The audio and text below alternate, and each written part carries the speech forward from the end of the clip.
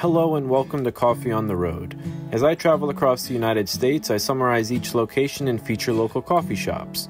I also focus on sustainability by measuring my electricity, water, gas, and propane usage and compare it with a stationary lifestyle.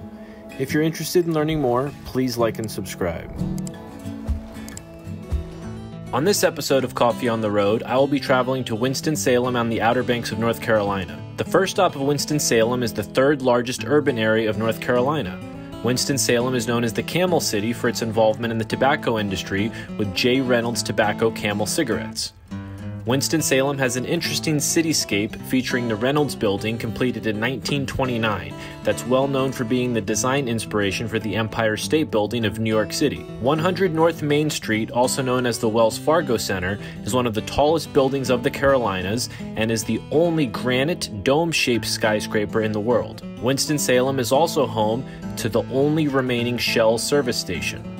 Downtown Winston-Salem has a vibrant art district with many buildings acting as canvases for murals.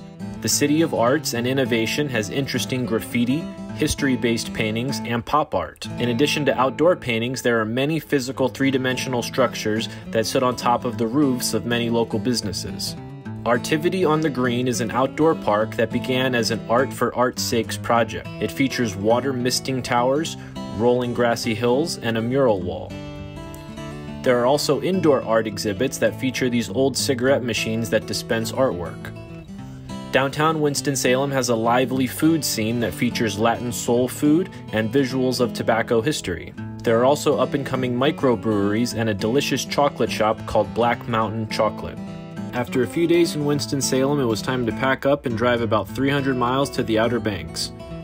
The weather can be a little treacherous in the Outer Banks as we arrived in the middle of a storm.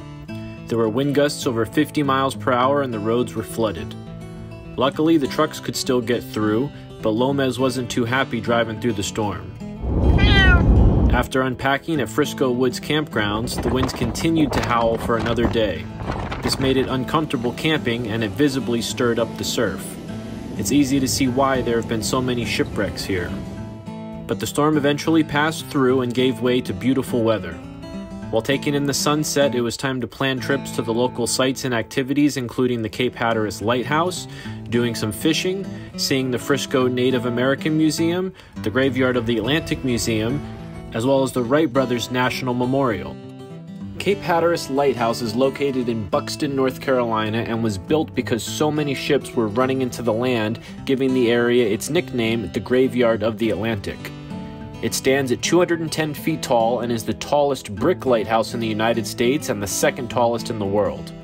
The first Hatteras Lighthouse was constructed in 1802 and improved in 1845 with new reflectors and lamps.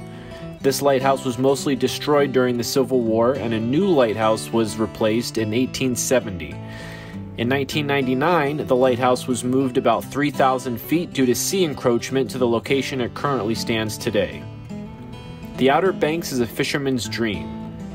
On this trip, I was able to catch a small black drum, some pesky skates, some small blue crabs, and a couple flounder. I released all of the small fish back into the ocean to get bigger.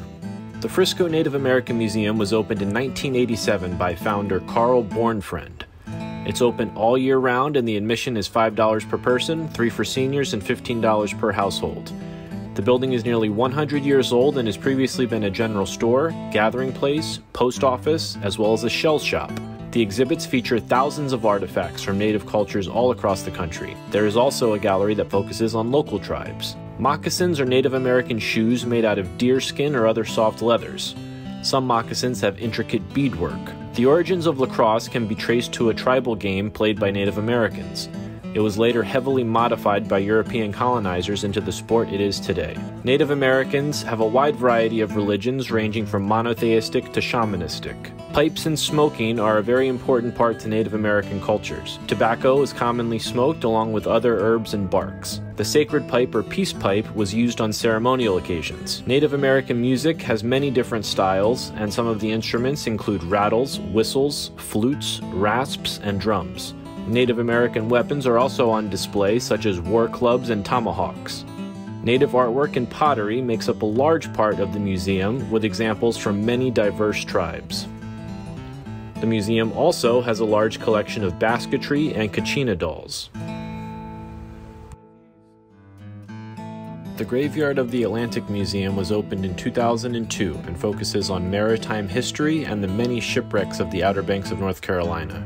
Some shipwrecks date back to the Civil War, and there are memorials to the casualties of the USS Monitor as well as the USS Minnesota. Inside of the museum, you can see an old lighthouse as you walk through, and there's also a chance to participate in the scavenger hunts, as well as visiting to the educational room. Inside, you'll see photos on the walls that display some of the history of the shipwrecks in the area, as well as military involvement. There are also shipwreck coins on display and information on the rich history of the fishing industry in the Outer Banks, as well as the evolution of scuba gear. Perhaps the most well-known attraction of the Outer Banks is the Wright Brothers National Memorial. The entrance fee is $10 per person, but it's free if you have an America the Beautiful pass. The memorial celebrates the achievements of the Wright brothers, who spent 3 years from 1900 to 1903 in Kill Devil Hills, North Carolina, working towards their goal of powered controlled flight. It was in this open field on December 17, 1903, where the Wright brothers accomplished that very goal. 4 flights occurred that historic day, with the Wright brothers taking turns piloting their aircraft. The first flight was piloted by Orville and was airborne for 12 seconds, traveling 120 feet. The second flight was piloted by Wilbur, and that one was airborne also for 12 seconds, but traveling further to 175 feet. The third flight was piloted by Orville, and that was airborne for 15 seconds, traveling 200 feet. The fourth and famous flight was piloted by Wilbur, and that was airborne for 59 seconds, traveling 852 feet. These aviation pioneers invented, built, and flew the first motor-operated airplane. A replica of their Wright Flyer is on display here in Kill Devil Hills, North Carolina. It had a lightweight 12-horsepower gasoline engine. Its sprocket chain drive came from bicycle technology familiar to the Wright brothers in their previous bicycle business. The original Wright Flyer is on display in the National Air and Space Museum in Washington, D.C. This national memorial is a must-see when visiting the Outer Banks of North Carolina.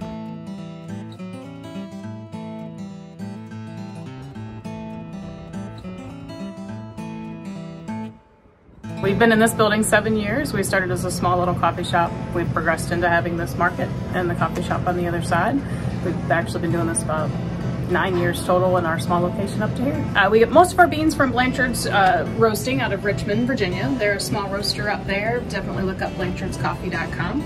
They do a great job sourcing small companies, small roasters, small beans, and they roast everything on site out of Richmond. We brew different beans every single time. You can see the variety we have in the rack.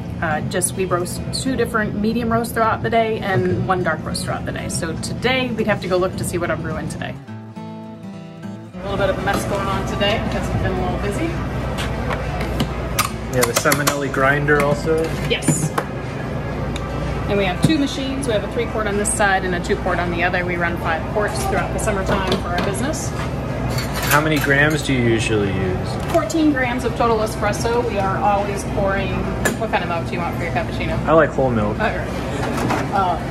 We are always pulling a double shot when we're making our cappuccinos, just so that we make sure that we get the right blend and we don't deal with any anomalies from our team members pulling a single shot versus a double shot.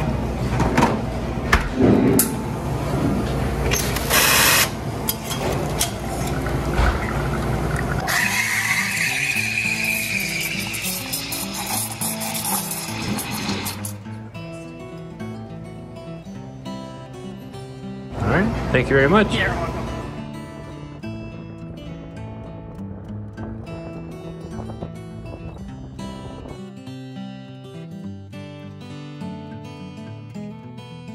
I got hired as a general manager right before the global pandemic started, so 2019, towards the end of 2019. And are you from this area? Yep, I grew up here my whole life. I'm pretty lucky. I grew up in Nags Head, and I went to school in Mania from kindergarten all the way until 12th grade. Also, like, this is where the Wright brothers first flew their first airplane, stuff like that. There's a lot of lighthouses, stuff about pirates. There's a lot of history here. The Lost Colony. So the Lost Colony is the longest running outdoor theater show in America, and it's actually in Mania on the north end. But yeah, so Jesse Hines was a professional surfer. Where's Jesse up here? Is that Jesse? That's Jesse. Okay. Yeah. Now what are some of these other photos here? This is Jesse's stepdad, Lynn, and he's a business owner as well. He owns Outer Banks Boarding Company, and he's a shell shaper. He makes surfboards. And what's up with the fish with the money in it? So there's money all over the walls in here. And, that's a whole other story that I can tell you. Okay, what's up going on with that? So the old building that we used to be in, this is it right there. And it used to be a restaurant in the 50s and 60s. And as you can see, that's how they would tip the servers in the old restaurant. Oh, they tip them by putting it in the ceiling. Sticking it in the ceiling. And so the owners of that building, they wanted us to keep that tradition up when we moved in there 10 years ago. And they did, but Jesse and Whitney decided to donate all the money. And so they donate all the money that the customers stick in the walls and the ceilings to Surfing for Autism. And up to today, they've donated over $50,000 to Surfing for Autism. That's great. Yeah. And then Surfing for Autism is a local foundation here. And they take children and families of people that have autism, and they get to learn how to surf, and they have a full sensory day. And they do other local events around town too during different seasons. And all of our stuff here is self-serve, and it's what makes us fun. So we have different cup sizes, and we have different flavors down on the wall, and you kind of just pick a cup. What's your favorite? Oh, vanilla. Vanilla's your favorite? Yeah, I'm bored. And you just fill up and make whatever you want. And then all the toppings are out right down here.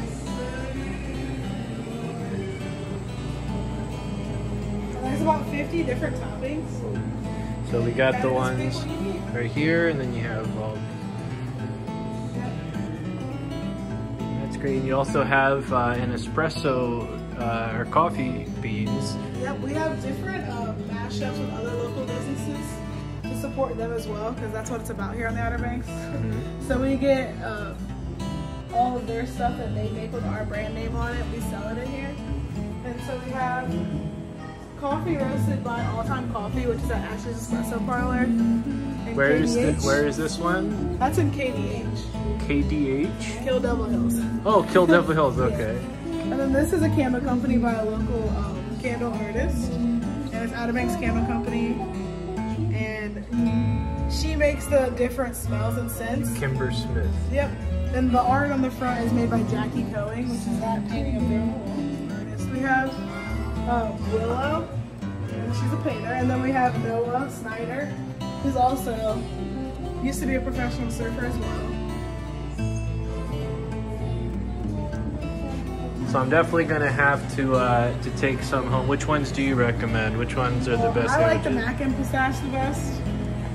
Mac and pistache, okay. I like coconut. That's made with a coconut macaroon cookie. But all these cookies are made with organic ingredients, and they're all made from scratch. So I'm definitely gonna have to try the mac and pistache because that's your favorite, and also a classic and old school. This is checking out. All right, thank you very much. As a first option, I like to get my coffee and food from local businesses. But if I have to shop at a larger store or market, I still look for smaller and as close to being local as possible businesses to support. This company, Charleston Coffee Roasters, had these whole beans from Sumatra. I liked reading their story on the bag, so I decided to buy some and then take it to brew back in the RV that I enjoyed with Lomez the RV cat. Keeping track of some aspects of sustainability this month in North Carolina was a little more challenging than last month in Gatlinburg. This is because the campgrounds for RVs in North Carolina that we stayed at did not have an electric meter by the site to keep track of energy consumption. I was able to keep track of some things, like how many times we did laundry at the sites, how many times we filled up the tanks with water, and how much we used the dumpsters versus recycling. The results were similar to the last month, and please check out that video from Gatlinburg for specifics. This chart here displays our monthly usage on the road and compares it to the average monthly usage of a stationary lifestyle. The orange bars here display our water, gasoline, propane, and trash consumption. It compares that to the monthly average stationary usage displayed on the left bars that are in blue. As you can see, we used quite a bit less water and threw out less trash, while our gasoline and propane usage is pretty similar to that of a stationary lifestyle. Please stay tuned for more updates from the road. Thank you very much and have a nice day.